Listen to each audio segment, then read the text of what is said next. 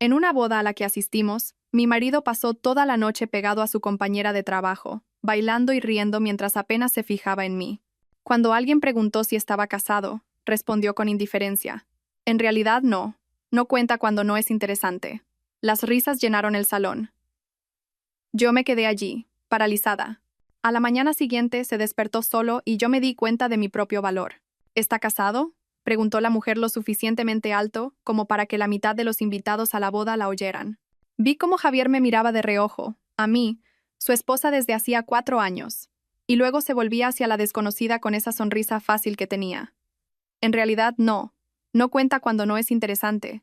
Las palabras quedaron suspendidas en el aire mientras Sofía se reía a su lado, con la mano en su brazo.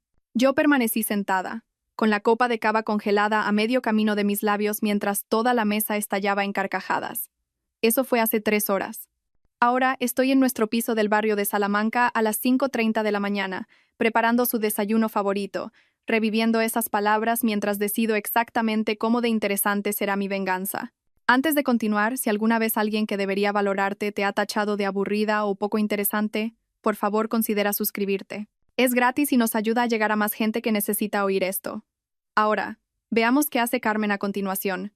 Los huevos chisporroteaban en la sartén. 2 huevos a la plancha, con la yema líquida y la clara perfectamente hecha, sin puntilla, justo como Javier los exigía. Mis manos se movían automáticamente, siguiendo la rutina que había perfeccionado durante 4 años. Machacar el aguacate con exactamente media lima y una pizca de sal, untarlo en una tostada de pan de pueblo con ese tono dorado específico. Un café solo, largo, con una nube de leche de avena. El mismo desayuno que había preparado ayer y el día anterior.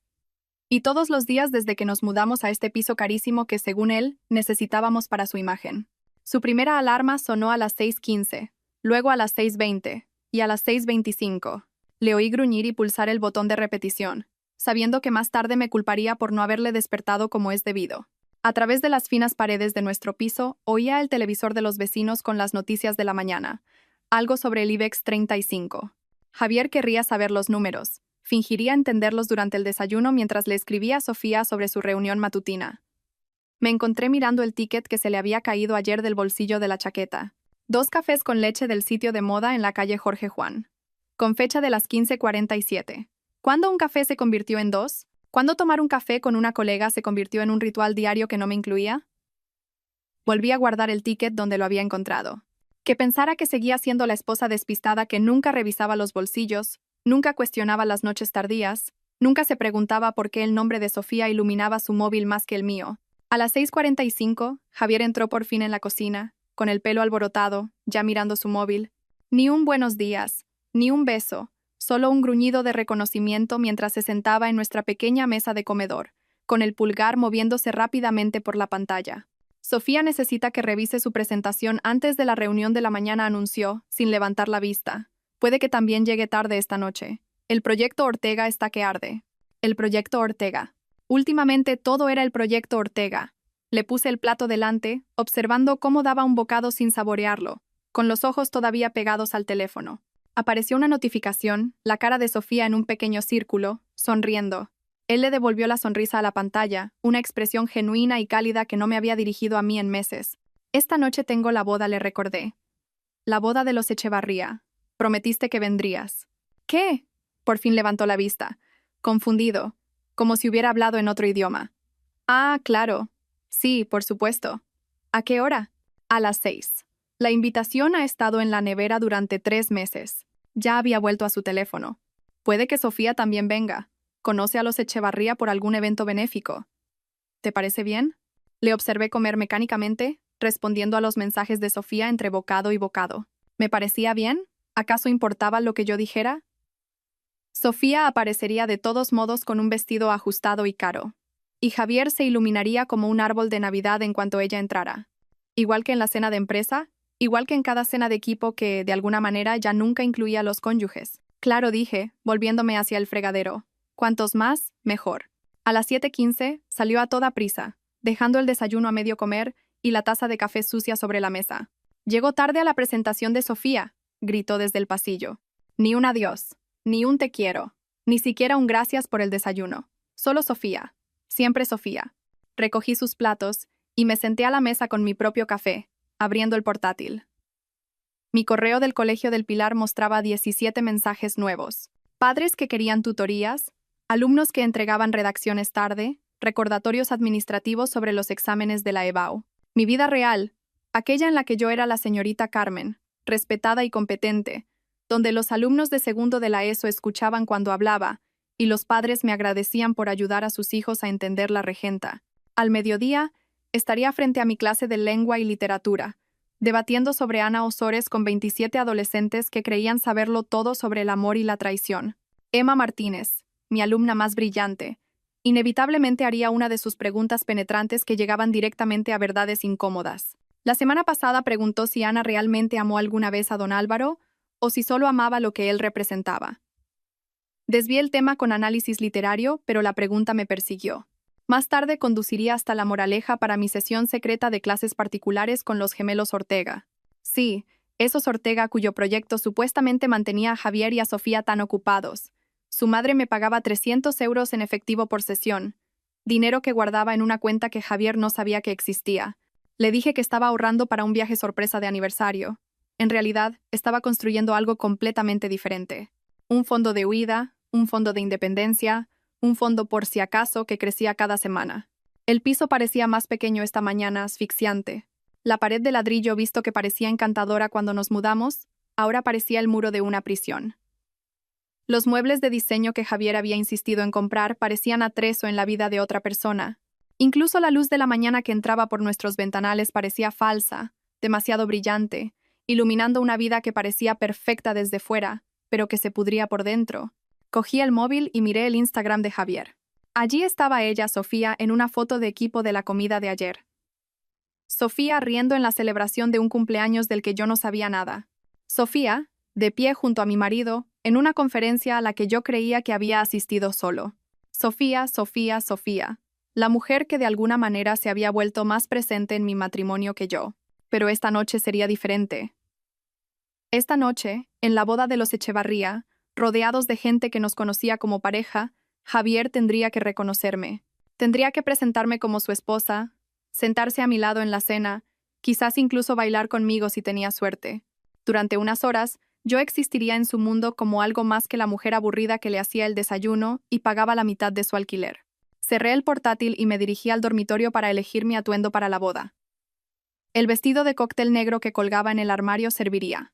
Sencillo, elegante, apropiado. Javier lo miraría más tarde y diría, bien, sin mirar realmente, como decía todo últimamente. Bien, adecuado, aburrido. Pero mientras estaba allí, pasando los dedos por la tela, esas palabras de dentro de 3 horas resonaron hacia atrás en el tiempo. No cuenta cuando no es interesante.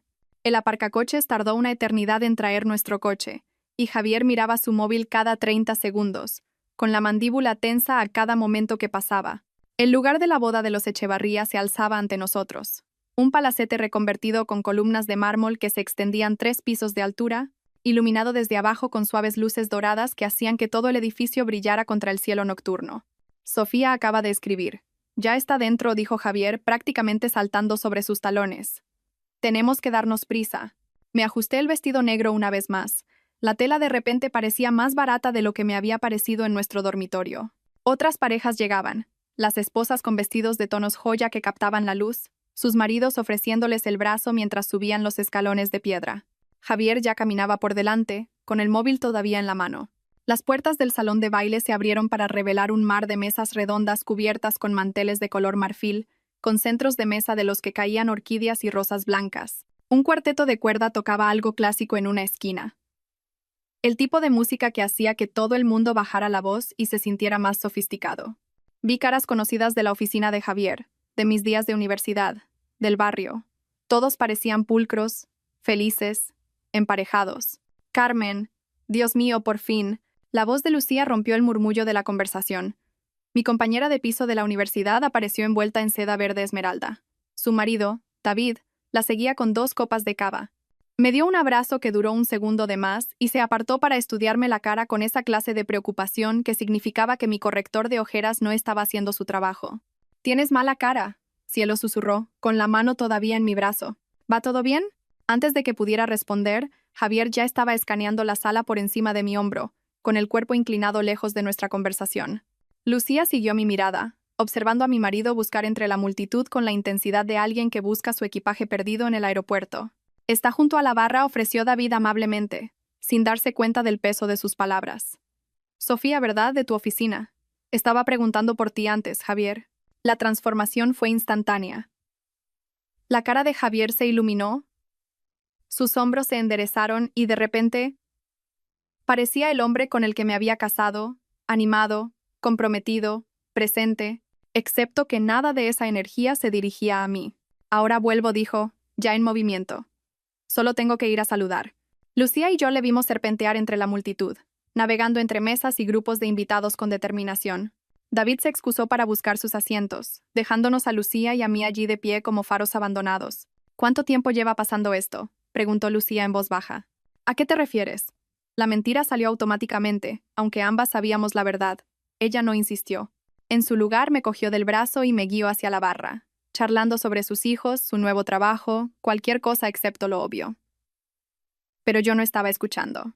Estaba viendo a Javier llegar hasta Sofía. El vestido carmesí debería haber parecido estridente en un mar de pasteles y azul marino, pero en Sofía parecía confianza, poder, todo lo que yo no era. Su pelo rubio caía en ondas que probablemente costaron más que todo mi atuendo. Cuando Javier se acercó, ella se giró hacia él como una flor que busca el sol, todo su cuerpo iluminándose con reconocimiento.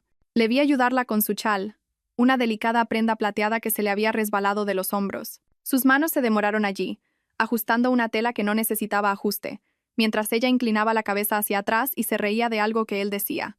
El sonido se extendió por el salón de baile, brillante y tintineante, atrayendo las miradas de otros invitados. El chiste interno de la reunión de ayer oí decir a Sofía mientras Lucía y yo nos acercábamos. «Deberías haber visto la cara de Peterson cuando dijiste aquello sobre las proyecciones trimestrales». Aquello sobre las proyecciones trimestrales. Tenían aquellos chistes internos. La reunión de ayer que probablemente se extendió a la cena de ayer y a las copas de ayer. La mano de Lucía encontró la mía y la apretó. Lo entendió sin palabras, como lo hacen las buenas amigas. Encontramos nuestra mesa, la número 12, escondida en una esquina con una vista parcialmente obstruida de la pista de baile. El marcador de sitio de Javier estaba junto al mío, pero su silla permaneció vacía durante el primer plato, los discursos y el primer baile.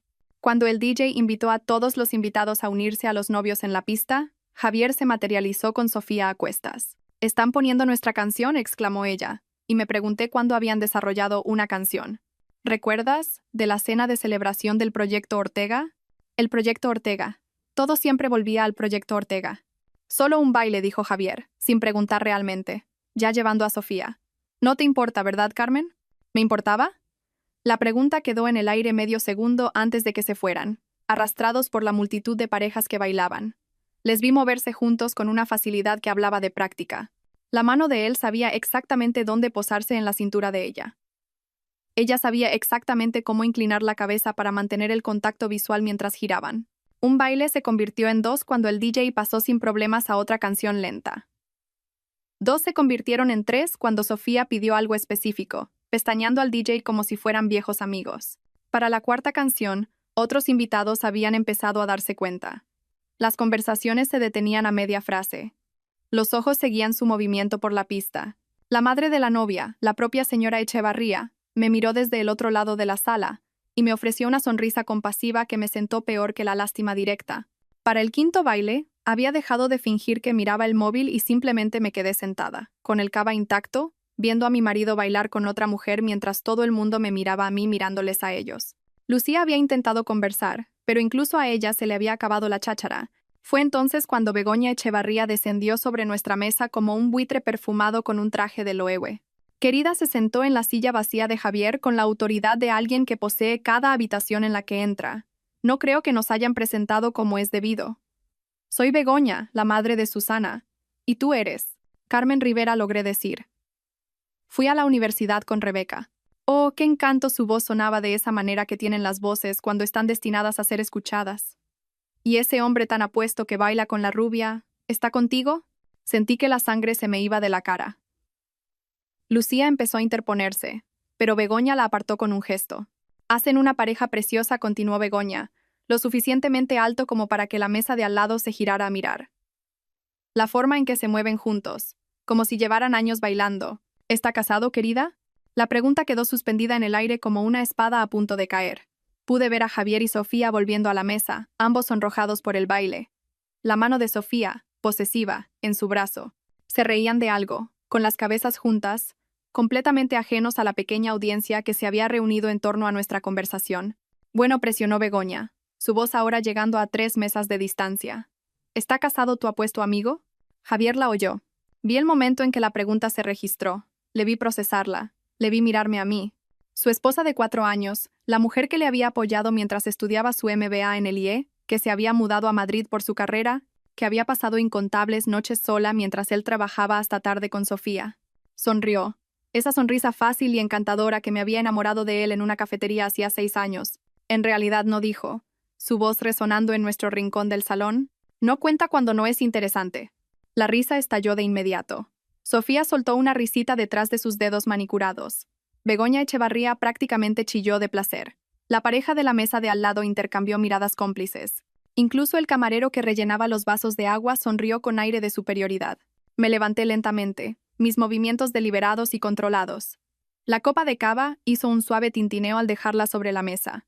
Todos los ojos de nuestra sección estaban ahora sobre mí, esperando lágrimas, drama, que la esposa aburrida finalmente ofreciera algo de entretenimiento.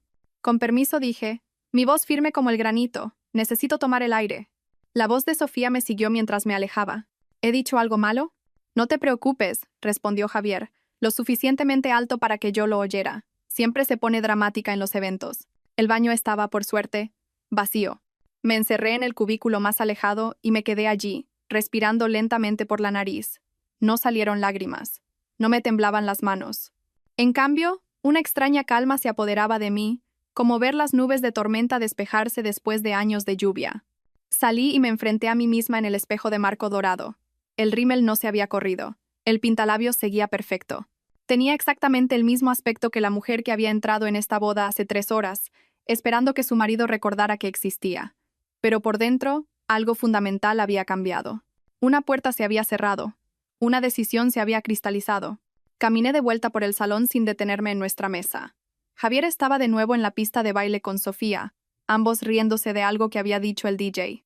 Lucía me miró, empezó a levantarse, pero negué con la cabeza ligeramente. Este no era su problema.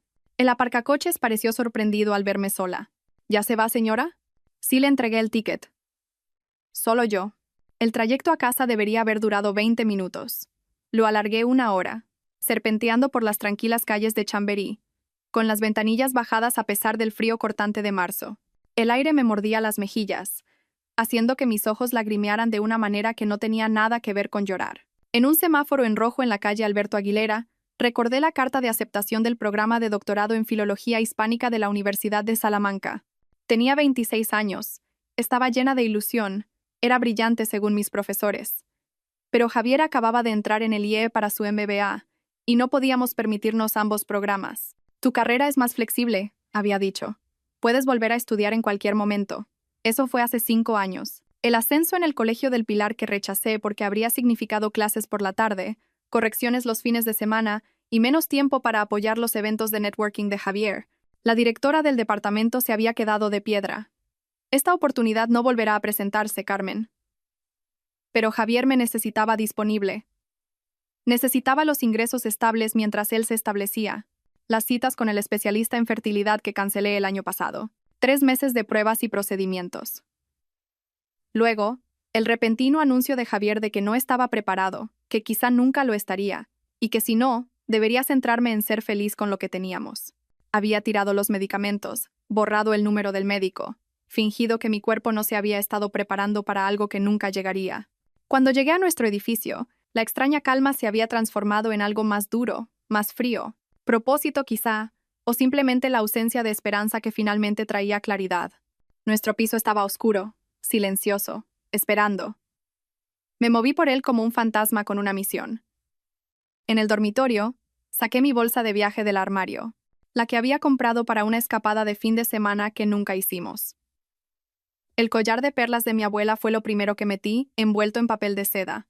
Luego sus pendientes a juego, el anillo de compromiso que llevó durante 60 años antes de dejármelo a mí.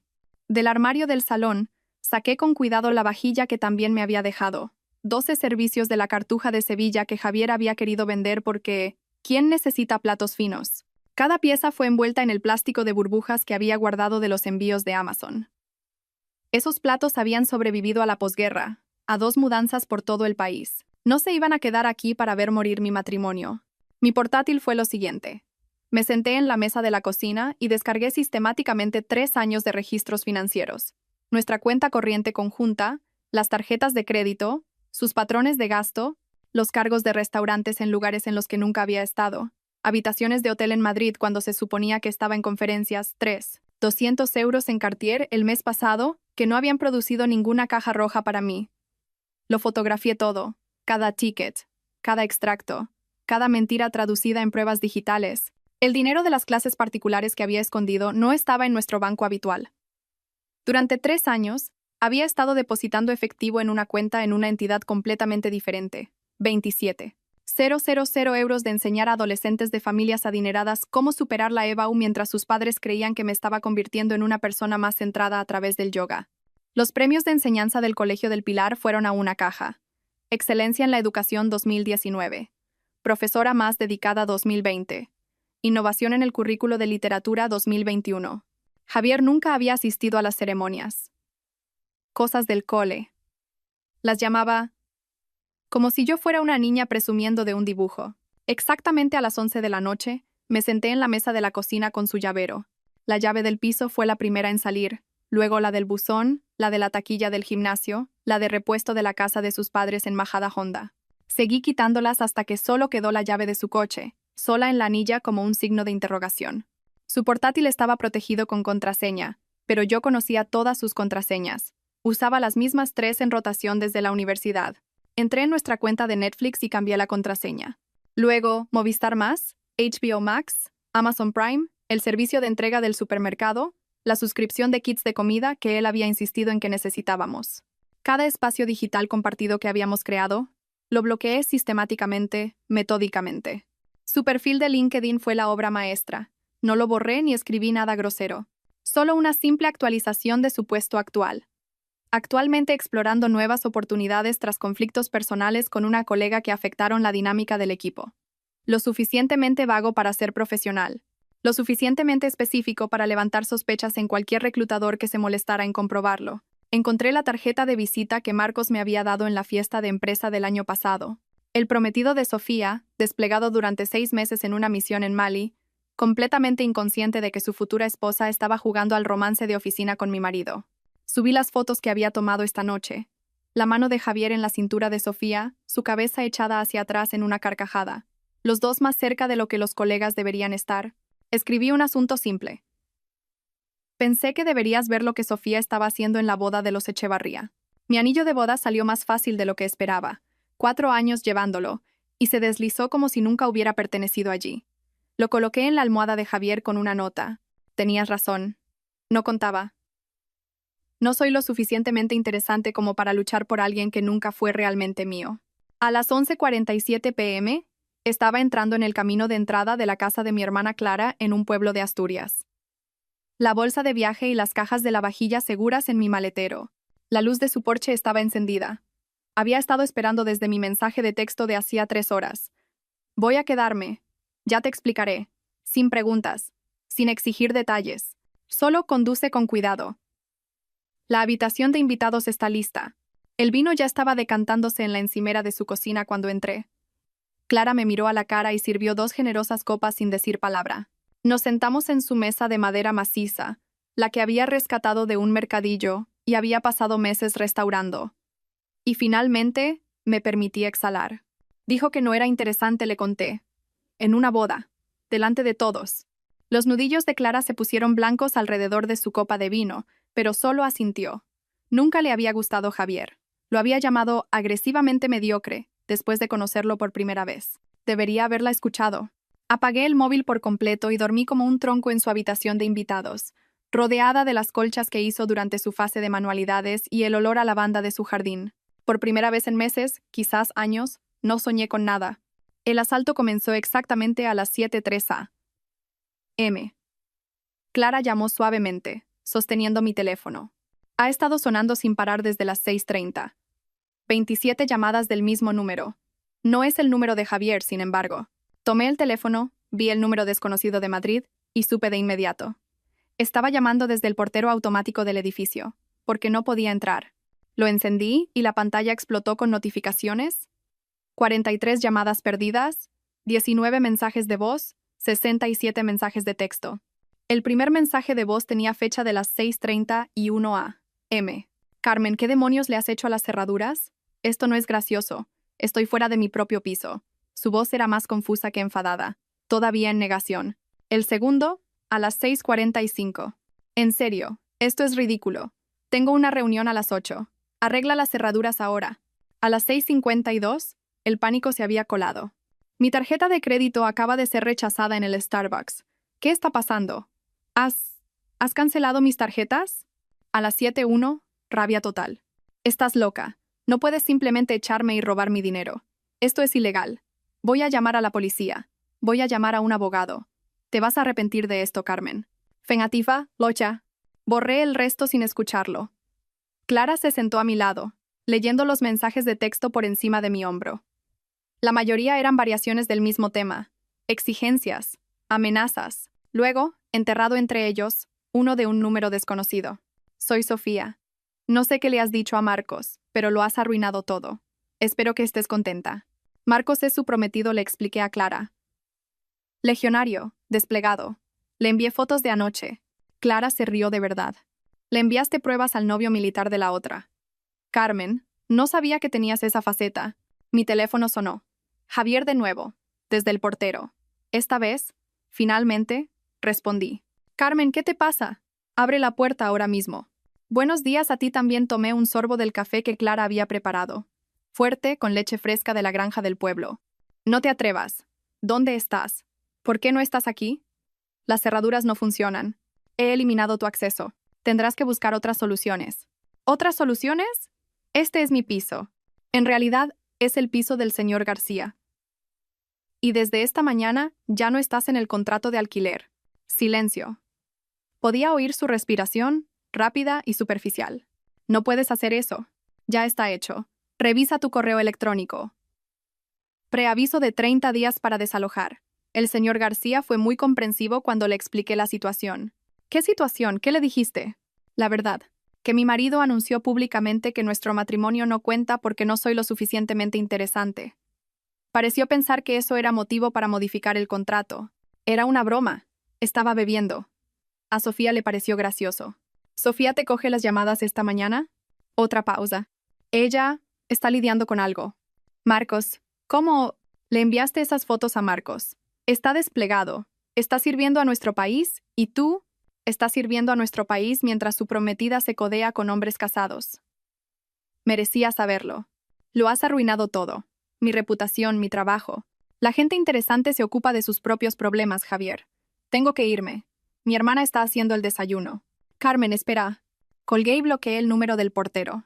Luego llamé al señor García yo misma. Señorita Carmen, su acento gallego era denso de simpatía. Le envié el correo como me pidió. 30 días y fuera. ¿Quiere que cambie las cerraduras de todos modos? No será necesario. Las cerraduras digitales ya están actualizadas. Bien, bien. Sabe, a mi mujer nunca le gustó. Decía que tenía ojos de serpiente. Ojos viajeros. A las 9 a.m. Mi teléfono vibraba con un tipo de llamada diferente. Lucía. Sin aliento por el cotilleo. Carmen, no te lo vas a creer. David me lo acaba de contar. Trabaja en RRHH. ¿Recuerdas? Sofía ya ha hecho esto antes. 3 veces. En su anterior empresa, causó una demanda por acoso sexual entre 2 ejecutivos casados que se peleaban por ella. La empresa la trasladó a Madrid para evitar el escándalo. Me sentí más recto. Lo ha hecho antes. Es como su modus operandi. Se fija en hombres casados en puestos de poder, crea estos líos emocionales, y luego se hace la víctima cuando todo explota. David dice que ya había papeleo iniciado para trasladarla a la oficina de Lisboa porque alguien presentó una queja el mes pasado. No sobre Javier, sobre su comportamiento con otro gerente casado. Javier era solo otro objetivo. El más fácil, probablemente. David dice que todos en la oficina sabían lo suyo. Las reuniones hasta tarde, las comidas, los mensajes constantes. Sofía aparentemente le dijo a la gente que estabais separados, que el matrimonio ya estaba acabado. No estábamos separados. Le hice el desayuno ayer por la mañana. Lo sé, cielo. Lo sé. Pero aquí viene la mejor parte. Marcos apareció en su oficina hace una hora. Mi taza de café se congeló a medio camino de mi boca. ¿Qué? Consiguió un permiso de emergencia, voló desde Mali durante la noche, entró en las oficinas del centro con un fajo de correos electrónicos y fotos impresas. David dice que seguridad tuvo que escoltar a Javier fuera porque Marcos estaba dispuesto a, bueno, ya sabes, los militares no se andan con tonterías. ¿Javier está bien? ¿Por qué te importa? Pero sí, está bien. Humillado, pero bien. Sofía, sin embargo, lo ha dejado tirado completamente.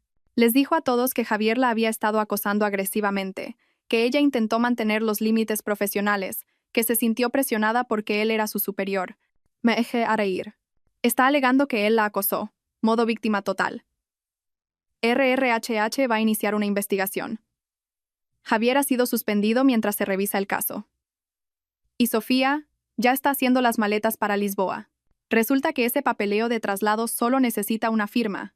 Pensé en Javier de pie en el portal de nuestro edificio esta mañana, excluido de la vida que había dado por sentada. Sus tarjetas de crédito muertas, su reputación desmoronándose, su amante abandonándolo para salvarse a sí misma. La esposa aburrida que él despreció había desmantelado toda su existencia en menos de 12 horas. Carmen, ¿sigues ahí? Sí, aquí estoy. ¿Cómo te sientes? Consideré la pregunta. ¿Cómo me sentía? ¿Vindicada? ¿Satisfecha? ¿Vacía? Interesante, dije finalmente. Me siento interesante. Lucía colgó después de prometer mantenerme al día sobre el drama de la oficina, y me quedé sentada en la cocina de Clara, sintiéndome extrañamente hueca a pesar de la vindicación. Clara estaba en el trabajo, daba clases de yoga en un estudio en el centro, dejándome sola con mis pensamientos y el incesante zumbido de mi teléfono. El nombre de Inés Mendoza apareció en la pantalla. La madre de Javier. Había estado esperando esta llamada desde aproximadamente 30 segundos, después de que Javier descubriera que estaba fuera. Dejé que sonara hasta el buzón de voz 2 veces antes de responder finalmente a su tercer intento. Carmen, su voz estaba cargada de lágrimas, dramática de esa manera especial que solo Inés podía lograr. ¿Qué le has hecho a mi pobre niño? Hola, Inés. Está sin casa, sin trabajo. Me llamó desde el teléfono de un desconocido porque el suyo está sin batería. Pasó la noche en su coche. En su coche, Carmen. Tiene un coche. Eso es más de lo que tienen algunas personas. ¿Cómo puedes ser tan cruel después de todo lo que hemos hecho por ti, acogiéndote en nuestra familia? Inés, tu hijo le dijo a una sala llena de gente que nuestro matrimonio no cuenta porque no soy lo suficientemente interesante. Hubo una pausa. Podía oírla respirar, calculando su siguiente movimiento. Los hombres dicen cosas que no sienten cuando beben.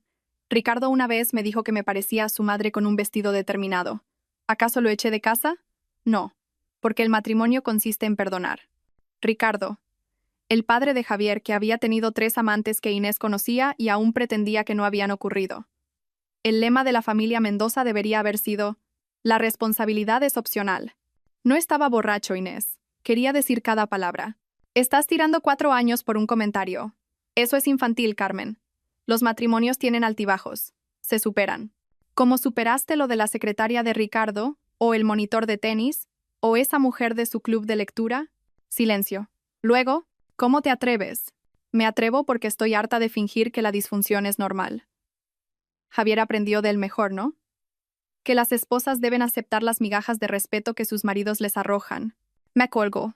20 minutos después, llamaron mis propios padres. Había temido esto más que el teatro de Inés.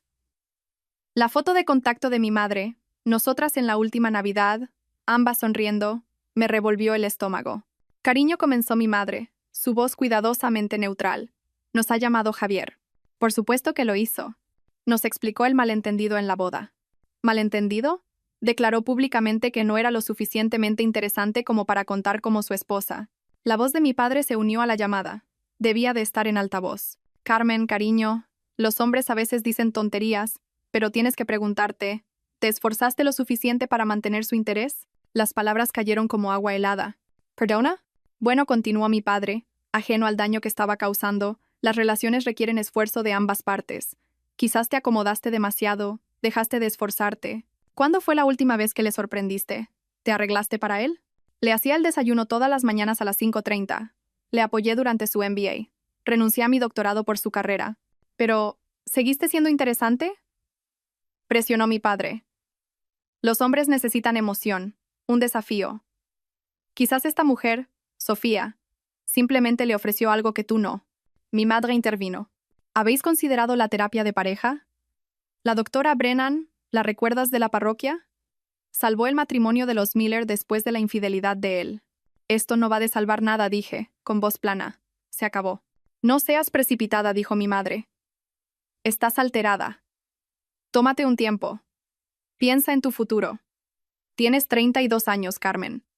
Empezar de nuevo a tu edad no es fácil. Mejor que quedarse con alguien que me humilla públicamente. ¿De verdad? Preguntó mi padre. ¿Mejor que trabajar en tu matrimonio? ¿Mejor que admitir que quizás ambos cometisteis errores? Colgué. Me temblaban las manos. No de tristeza, sino de rabia. Mis propios padres, las personas que me criaron, pensaban que debería haberme esforzado más por ser interesante para un hombre que me estaba siendo infiel emocionalmente con su compañera de trabajo. Clara entró durante mi tercera copa de vino esa tarde. Me miró a la cara y dijo: «Los padres creen que debería haberme esforzado más por mantener su interés». Ella resopló, sacando comida de una bolsa de la compra. «¿Recuerdas cuando lo pillé en vuestra boda?» Levanté la vista. «¿Qué?» «Nunca te lo conté. Por mantener la paz, ya sabes. Pero en vuestra boda, tu propia boda, lo vi acorralando a mi amiga Melissa junto a los baños, con la mano en la pared junto a su cabeza, inclinándose, diciéndole que tenía unos ojos preciosos. Mi copa de vino se detuvo a medio camino de mi boca. En nuestra boda. Le dije que se apartara. Se rió. Dijo que solo estaba siendo amable. Pero Melissa estaba incómoda. Se fue temprano por eso. Nunca diste nada». Clara se sentó frente a mí, con el rostro serio. «¿Me habrías creído? ¿Estabas tan feliz? Tan segura de que era el hombre de tu vida?»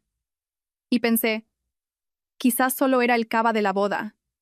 Quizás lo malinterpreté. No quería arruinarte el día con sospechas. Durante años susurré, 4 años de señales que ignoré. Mi teléfono vibró. Un correo electrónico de Javier. El asunto. Por favor, lee. Importante. En contra de mi buen juicio, lo abrí. Carmen, sé que estás enfadada, pero lo que estás haciendo es destructivo e innecesario. Sofía no significaba nada.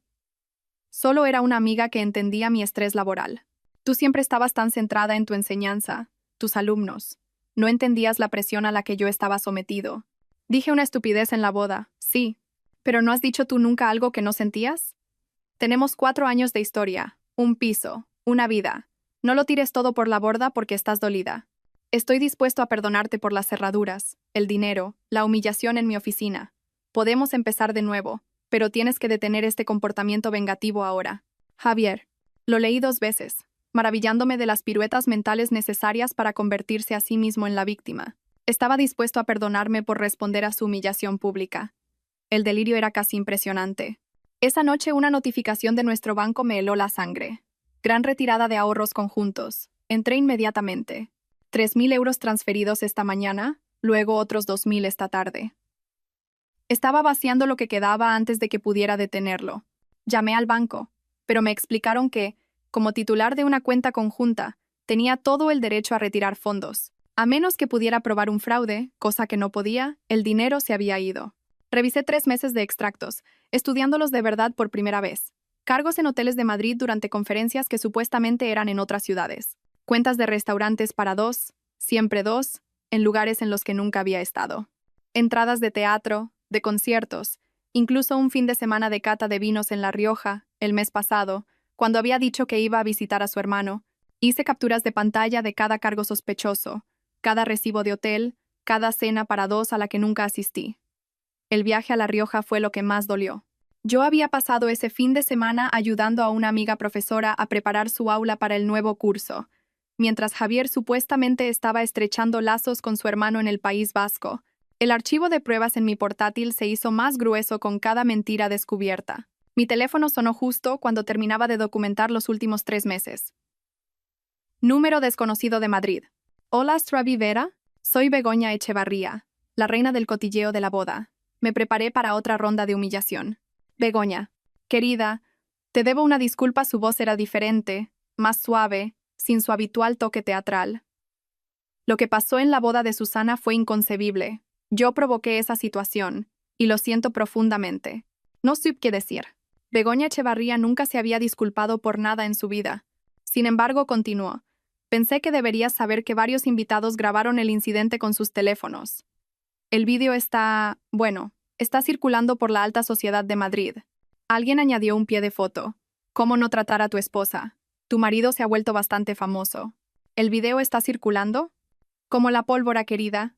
En la cena de los Petón anoche, fue de lo único que se habló. La reputación de esa tal Sofía está igualmente destruida. Por supuesto.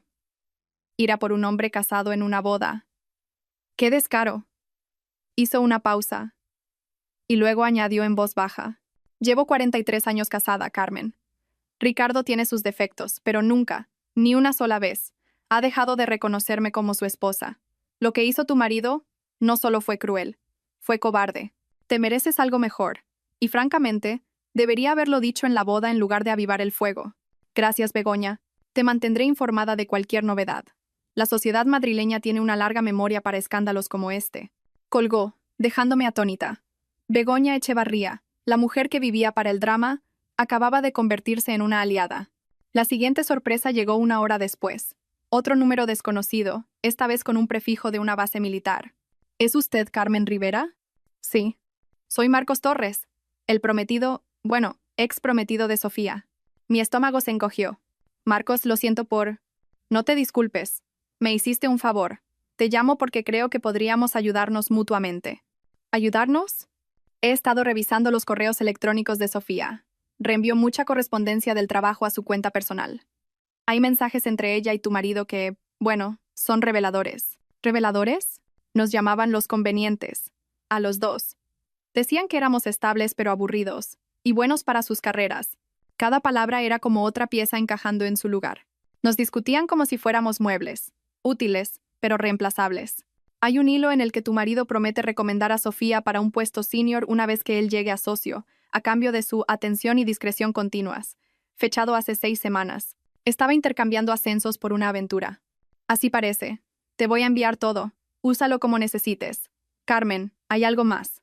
Sofía hizo esto en su anterior empresa en Barcelona y en la anterior en Valencia. Es un patrón. Se fija en hombres casados en puestos de liderazgo, crea dependencia y luego lo aprovecha para su ascenso profesional. ¿Cómo? Tengo amigos que saben cómo investigar. El entrenamiento de inteligencia militar es útil. Me reuniré con sus antiguas víctimas esta semana. Estoy montando un caso. ¿Un caso? Destruyó nuestras relaciones por deporte y beneficio. Eso tiene consecuencias. Estaré en contacto. Colgó antes de que pudiera responder. En cuestión de minutos, mi correo electrónico sonó con un archivo comprimido etiquetado como pruebas. 23 hilos de correo entre Sofía y Javier, cada uno más dañino que el anterior. La mañana siguiente trajo otro giro inesperado. Llegué temprano al Colegio del Pilar esperando preparar mis clases en paz. En su lugar encontré a la directora, Ladra, Martínez, esperando en mi aula con café y una sonrisa amable. Carmen. Las noticias vuelan en nuestra comunidad comenzó con cuidado. Varios padres se han puesto en contacto para expresar su apoyo. Están horrorizados por lo que pasó. Mis mejillas ardieron. La nieta de Begoña Echevarría está en tu clase de tercero. Begoña ha sido muy vocal sobre la situación. Quería que me tragara la tierra. Sin embargo, continuó Ladra. Martínez, esto ha llevado a algo positivo. 3 familias te han solicitado específicamente para clases particulares. Los Morgan, los Chen y los Williams, todos paquetes completos de preparación para la EBAU. A 300 euros la hora, eso suponía casi 10.000 euros en ingresos potenciales. Además, sacó una tarjeta de visita. Andrea Williams es socia de Williams. Frost, asociados. Me pidió que te diera esto. Te ofrece servicios legales pro bono para tu proceso de divorcio. Tomé la tarjeta sin palabras. Sus palabras exactas fueron: las mujeres necesitan apoyar a las mujeres que conocen su valor. También mencionó que ha llevado varios casos contra la empresa de tu marido.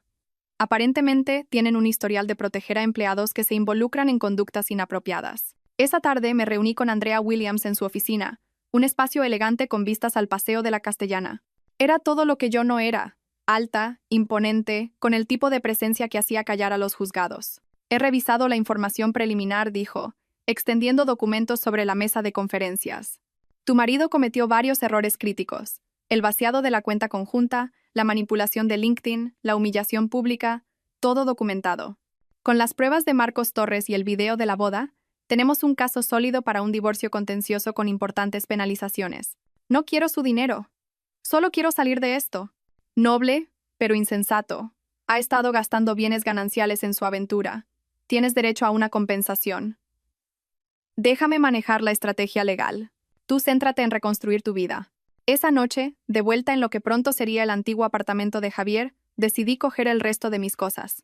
Todavía tenía llaves, las físicas que él no podía revocar digitalmente. El lugar se sentía diferente, más pequeño de alguna manera, como si ya me hubiera olvidado. En el armario del dormitorio, detrás de su colección de trajes caros, noté una caja de zapatos que nunca había visto antes. Dentro había un diario de cuero, del tipo que la gente pretenciosa compra para documentar sus pensamientos importantes.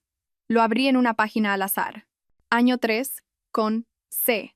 Mantener el statu quo hasta llegar a socio senior. Ella proporciona estabilidad, respetabilidad. Los padres aprueban. Después del ascenso, reevaluar. S.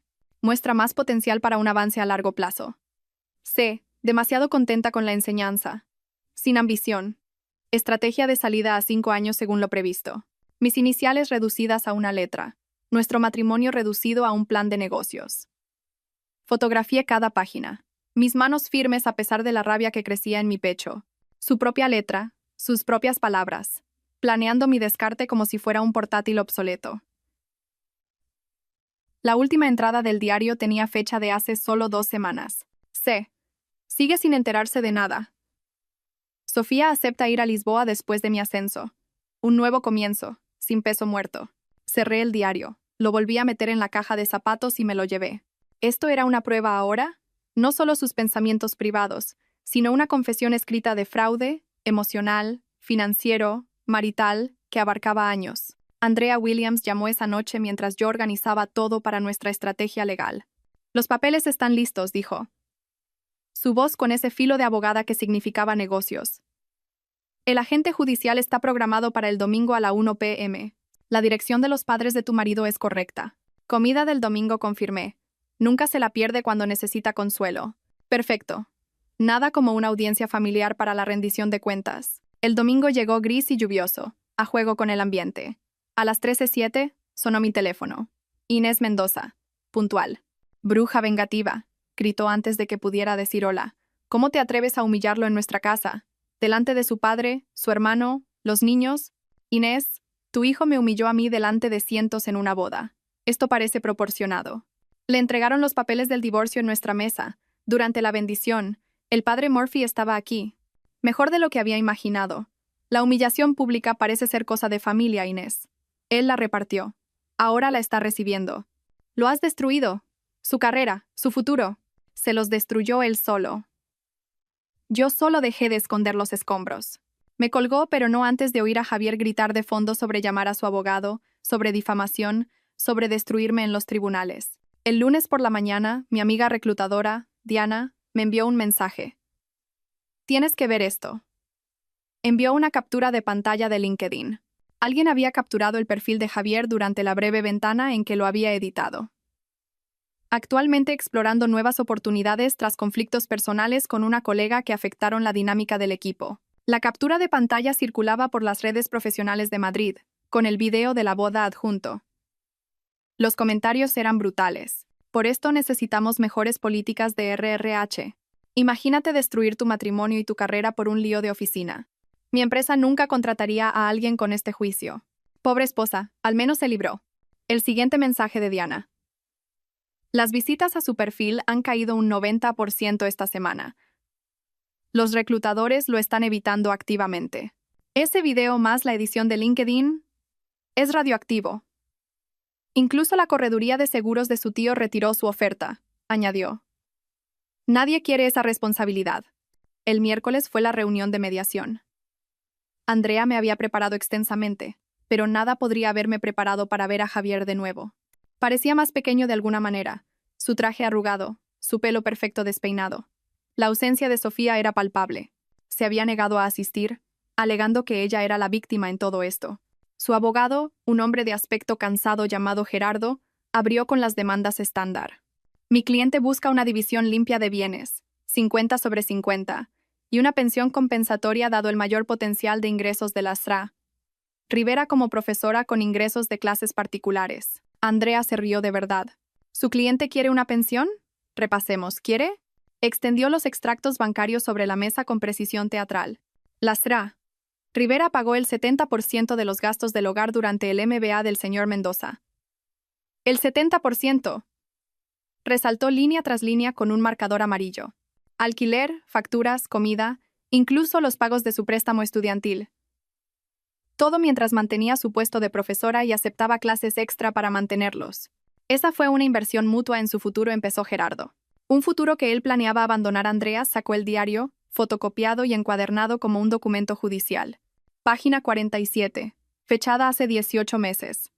3 años más hasta ser socio, luego estrategia de salida de C. Página 63. La estabilidad de C. Es útil para la apariencia de hombre de familia asentado. Importante para el Partnership Senior. Página 89. Sofía muestra más promesa para una dinámica de Power Couple. La cara de Gerardo palideció. La de Javier se puso roja. Eso es privado. Me lo robó. Su cliente documentó su intención de cometer fraude matrimonial, continuó Andrea, usando a su esposa para estabilidad financiera y social mientras planeaba abandonarla. El nombre de Sofía aparece. Hizo una pausa para dar efecto 247 veces en estas páginas. Eso es aproximadamente una vez cada 3 días durante 2 años. Esto es ridículo, explotó Javier. Ella no contribuyó en nada. Yo estaba construyendo nuestro futuro mientras ella jugaba con niños de segundo de la ESO. Está resentida porque encontré a alguien realmente interesante. Señor Mendoza, interrumpió la mediadora. Una mujer severa llamada jueza Chen acaba de admitir la infidelidad en el acta. Andrea sonrió como un tiburón. ¿Le gustaría que habláramos de los 47.000 euros de bienes gananciales gastados en esta mujer interesante? ¿Hoteles, cenas, joyas de Suárez? Eso era para clientes. ¿La cliente Sofía Vargas? Porque estos recibos muestran 2 cenas, siempre 2, en restaurantes donde las SRA. Rivera nunca estuvo presente. Gerardo susurró urgentemente a Javier, pero él ya no escuchaba. Me echó de casa. Cambió mi LinkedIn. Destruyó mi reputación. Tú destruiste tu propia reputación, dije, hablando por primera vez. Mi voz era firme, tranquila. Yo solo dejé de encubrirte. Antes de que pudiera responder, el teléfono de Andrea vibró. Lo miró, y su sonrisa de tiburón se ensanchó. ¡Qué oportuno! Sofía Vargas acaba de emitir un comunicado a través del departamento de RRHH de su empresa, leyó desde su teléfono. Las persistentes insinuaciones del señor Mendoza crearon un ambiente de trabajo incómodo. A pesar de mis repetidos intentos de mantener los límites profesionales, él aprovechó su posición de superioridad para buscar un contacto inapropiado. Me sentí presionada a ceder para proteger mi carrera. Eso es mentira. Javier se levantó, su silla raspando contra el suelo. Ella me buscó a mí. Ella tiene correos electrónicos que sugieren lo contrario, continuó Andrea. Editados, por supuesto, pero convincentes. Está alegando acoso, ambiente de trabajo hostil, potencial quid pro quo. Su antigua empresa va a iniciar una investigación completa. Gerardo cerró su maletín con el sonido de la derrota.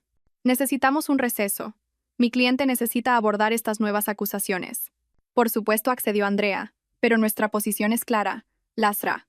Rivera se queda con todos los bienes privativos, sus ahorros, sus ganancias. El señor Mendoza se queda con su deuda, su reputación arruinada, y lo que sea que Sofía le haya dejado. Mientras recogíamos nuestras cosas, Javier me agarró del brazo.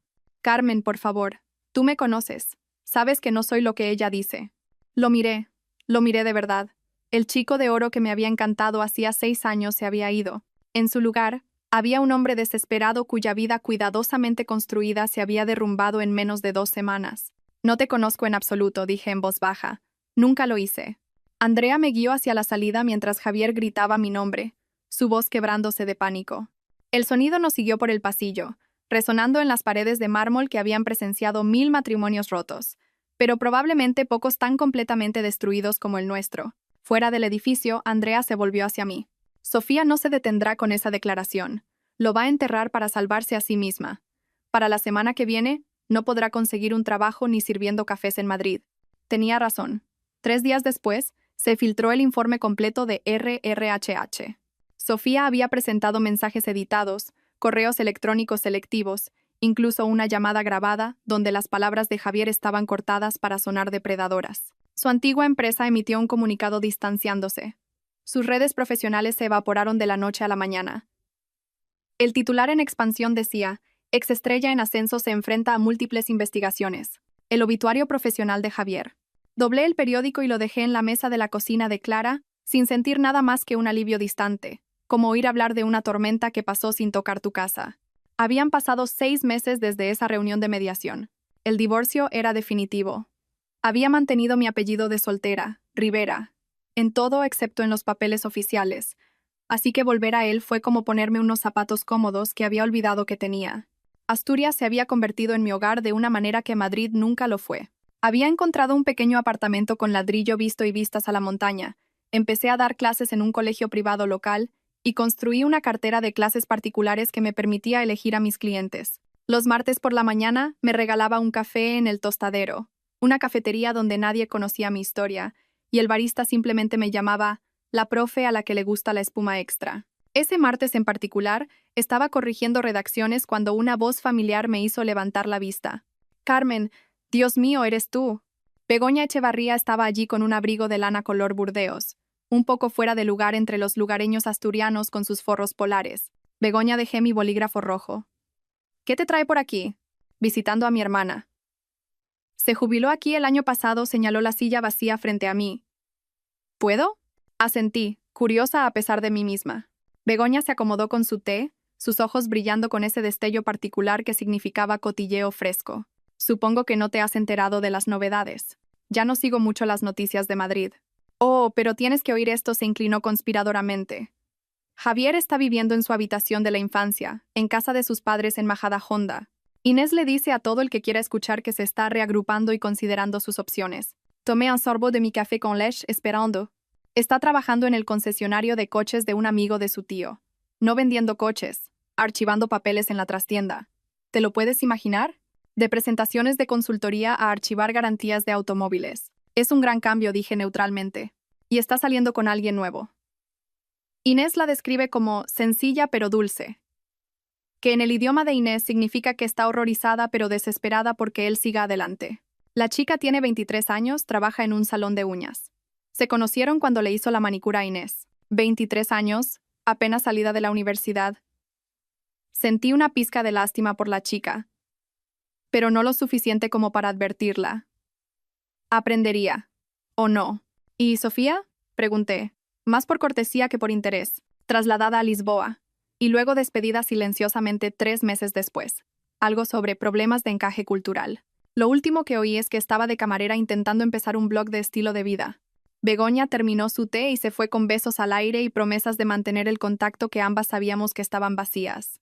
Volví a mis redacciones, el bolígrafo rojo moviéndose sobre páginas que hablaban de la obsesión de Ana Osores y lo que significaba perseguir sueños imposibles. El jueves por la tarde fue la reunión de claustro del Colegio del Pilar por videoconferencia. Había mantenido mi puesto allí, enseñando a distancia 3 días a la semana. No habían querido perderme, y el acuerdo funcionaba perfectamente. Antes de terminar, anunció Ladrá: «Martínez, tengo una noticia maravillosa. La Junta ha aprobado nuestra recomendación. Carmen Rivera, ¿aceptarías el puesto de jefa del Departamento de Lengua y Literatura?» Mis colegas estallaron en felicitaciones a través de sus diversas pantallas. Era un puesto que nunca había considerado perseguir cuando estaba gestionando el ego de Javier, asegurándome de no tener nunca demasiado éxito, de no ser demasiado visible, de no ser nunca más consumada que él.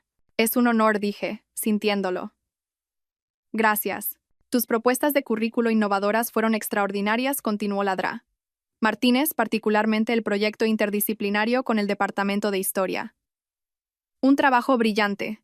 Brillante, no aburrido, no poco interesante. Brillante». Esa noche estaba haciendo la cena cuando sonó mi teléfono. Número desconocido, prefijo de Madrid. Casi no respondo. Luego, la curiosidad ganó. «¿Carmen? ¿Carmen Rivera?» «Sí. Soy Jake Morrison. Fui compañero de piso de Javier en la universidad». Mi mano se apretó en el teléfono. «Jake, te debo una disculpa. Una enorme. Debería haberte advertido hace años». «¿Advertirme?» «Sobre Javier. Sobre cómo hablaba de ti». La voz de Jake sonaba tensa, culpable. Solía presumir de tener una esposa de repuesto. Decía que eras perfecta para la imagen que necesitaba, lo suficientemente inteligente como para impresionar a la gente, pero demasiado aburrida para dejarle. Demasiado agradecida de tener a alguien como él como para causar problemas. Cada palabra confirmaba lo que ya había deducido, pero oírlo de otra persona todavía dolía. Decía que las mujeres aburridas eran perfectas para el matrimonio porque nunca tendrían opciones. Siempre serían leales porque ¿quién más las querría? Debería habértelo dicho en la boda. Debería habértelo dicho en la fiesta de compromiso. Pero el código de tíos y toda esa basura tóxica, ¿por qué me lo dices ahora? Porque oí lo que te hizo, lo que dijo en esa boda, y me di cuenta de que mi silencio me hizo cómplice. No te merecías nada de eso. Tu venganza no fue crueldad. Fue simplemente devolverle el mismo nivel de respeto que él te había mostrado. Gracias, dije en voz baja, por decírmelo. Hay más. Ha estado llamando a viejos amigos, tratando de pedir dinero prestado, buscando contactos laborales. Todo el mundo lo está evitando. Él se lo buscó, pero todavía te culpa a ti. Dice que destruiste su vida por una broma. Una broma. 4 años de matrimonio reducidos a un chiste, y todavía lo llamaba una broma. El sábado por la tarde, asistí a una presentación en la librería Cervantes, nuestra librería local independiente. El autor hablaba de ficción histórica, entrelazando historias de mujeres olvidadas que habían cambiado la historia desde las sombras. Me senté en la última fila, con un cuaderno en la mano, genuinamente absorta. Excelente pregunta, dijo el autor a alguien en la primera fila, sobre la agencia de mujeres que parecían no tener poder. Profesor Shaw, ¿le gustaría abordar eso desde una perspectiva histórica? Un hombre se levantó, alto, de unos 40 y pocos años, barba canosa, con una chaqueta de tweed que debería haber parecido pretenciosa pero que de alguna manera no lo hacía. Su respuesta fue reflexiva, matizada, aportando ejemplos de su propia investigación. Me encontré inclinándome hacia adelante, cautivada por su perspectiva. Después de la presentación, estaba hojeando la sección de historia cuando una voz a mi lado dijo: «Estabas tomando notas muy serias ahí detrás. ¿Interés de investigadora?» El profesor Shaw estaba allí, sosteniendo una pila de libros que sugerían que era un cliente habitual. Ambas cosas admití. Doy clases de lengua, pero siempre busco conexiones históricas para hacer la literatura más relevante. Su rostro se iluminó. Enfoque interdisciplinario. Brillante. Soy Daniel, por cierto. Daniel Shaw. Carmen Rivera. Hablamos durante 20 minutos sobre libros, enseñanza, los desafíos de hacer que la historia importe a los estudiantes modernos. Escuchaba atentamente. Hacía preguntas de seguimiento. Se rió de mi observación sobre los adolescentes que piensan que todo lo anterior a 2010 es básicamente la edad de piedra. ¿Te gustaría, quizás, continuar esto con un café?, preguntó. Conozco un sitio que hace los mejores cafés con leche de la zona. Me encantaría. Si esta historia de dulce venganza te hizo apoyar a Carmen, dale al botón de me gusta ahora mismo. Mi parte favorita fue cuando Carmen dejó el anillo de bodas en la almohada de Javier con esa nota devastadora, sabiendo que se despertaría a una vida completamente desmantelada. ¿Cuál fue tu momento favorito? Suéltalo en los comentarios de abajo. No te pierdas más historias emocionantes como esta. Suscríbete y activa la campanita de notificaciones para no perderte ninguna actualización.